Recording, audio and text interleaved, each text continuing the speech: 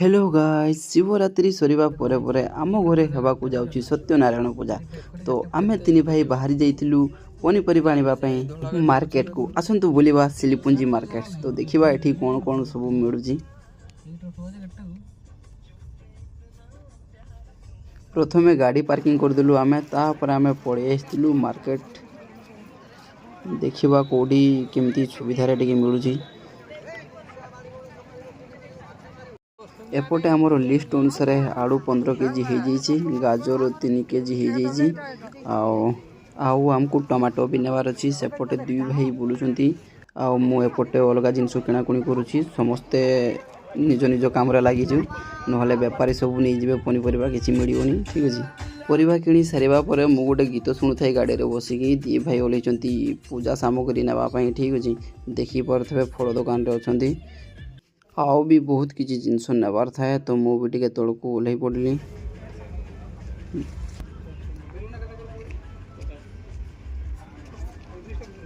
सबू किणाकिणी सरला आम आसिक घरे पहुँची देलु। मार्केट रू पकुड़ी आलू चॉप और बारमजा नहीं आईलु समस्ते घरे बस खाइलु।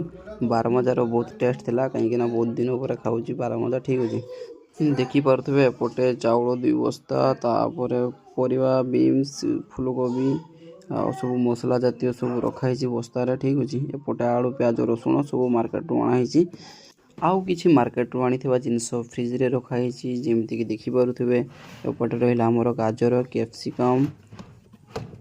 कैप्सिकम कदली रोमाचुई लंका एपटे गोटे कौन रखाई। ठीक अच्छे तापरे मोर तो काम ही सरू न थाए मु बसी पड़ी मोटर छड़ाइवाई। ठीक अच्छे देखिपे एतकी सारा मोटर छड़े सारे आउ भी छड़ौची है समस्ते निज निज काम लगी घरे। एपटे माँ भी रोसई कम माँ भाउज रुटी बनइबार लगी। आमर खाइबा टाइम हो जाता। एपटे माँ डालमा बाढ़िकी देलानी बापा गोटे मो गोटे। ठीक अच्छे एपटे मोर रुटी क्षीर प्रस्तुत हो गला। ठीक अच्छे पूरा गरमा गरम मोर मैक्सिमम टाइम डिनर रे क्षीर रुटी ही थाए। सामना रे बापा पाला देखी देखी खाऊ माँ भी खाऊँ केते खाऊ बे काड़िया खाली तोर मुटा नहीं देखो।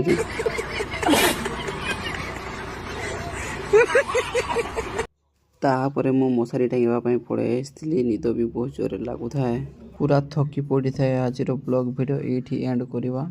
आटू फॉलो एंड सब्सक्राइब करके रखु। सकाळु सकाळु उठिकी देखला बड़ा माँ